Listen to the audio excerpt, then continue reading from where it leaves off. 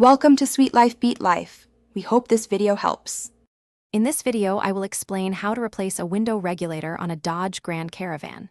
First, ensure you have all your tools ready, including a trim removal tool and a socket set. Safety is paramount, so begin by disconnecting the vehicle's negative battery terminal. Next, gently remove the interior door panel, which usually involves a few screws and clips.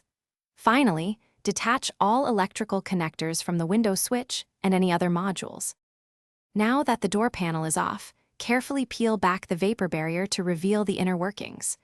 Before removing anything else, secure the window glass in its up position using strong tape or a wedge to prevent it from falling. Next, unbolt the window glass from the old regulator.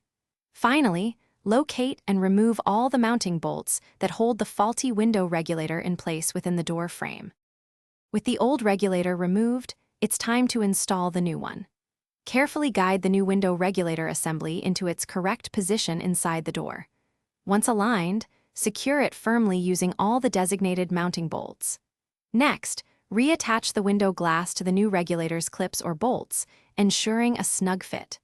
Double-check that all connections are tight and properly aligned for optimal performance. After installing the new regulator, reconnect the vehicle's negative battery terminal. Now, it's crucial to test the window's operation. Cycle the window up and down several times to ensure it moves smoothly and correctly. Once satisfied, reattach all electrical connectors to the door panel.